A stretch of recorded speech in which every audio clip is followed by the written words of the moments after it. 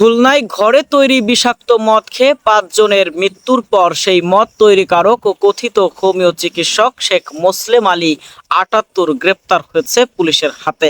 ২০ জুলাই গভীর রাতে নগরীর রায়ের মহল এলাকার মালেক সড়ক এলাকার বাড়ি থেকে তাকে আটক করা হয়।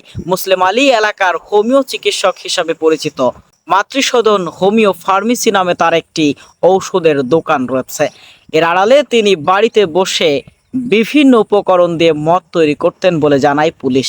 খুলনা মেট্রোপলিটন পুলিশের উপকমিশনার দক্ষিণ মোহাম্মদ আবু তারেক জানান, মোসলেম আলী অ্যালকোলি নামের মদ, ঘুমের ঔষধ ও চুনের পানি দিয়ে ঘরে বসে মদ তৈরি করতেন।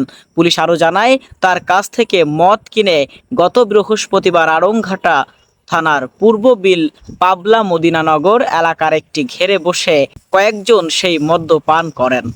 অসুস্থ হয়ে পড়লে তাদের খুলনা মেডিকেল কলেজ হাসপাতাল সহ বিভিন্ন স্থানে ভর্তি করা হয়। শুক্রবার রাতে একজন এবং শনিবার আরও ৪ জনের মৃত্যু হয়। এ খবর ছড়িয়ে পড়লে শনিবার রাতেই অভিযান চালিয়ে অভিযুক্ত মদ বিক্রেতাকে আটক করা হয়। এর আগে ওই বিষাক্ত মদ পান করে শুক্রবার রাতে খুলনা পাবলিক কলেজের দ্বিতীয় গেটের সামনের বাসিন্দা তোতা মিয়া মারা যান, কিন্তু স্বাভাবিক মৃত্যু ধরে তার মরদেহ গ্রামের বাড়ি পিরোজপুরে নিয়ে যাওয়া হয়।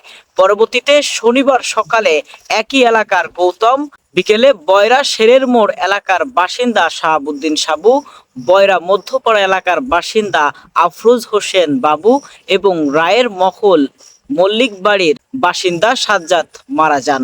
মদ্যপানে গুরুতর অসুস্থ বয়রা দাসপাড়া এলাকার বাসিন্দা সোনু খুলনা বিশেষায়িত হাসপাতালে চিকিৎসাধীন রয়েছে। এছাড়া অসুস্থ অবস্থায় খুলনা বিশেষায়িত হাসপাতালে উজ্জ্বল ও সত্তার নামের আরও ২ জনকে ভর্তি করা হয়েছে।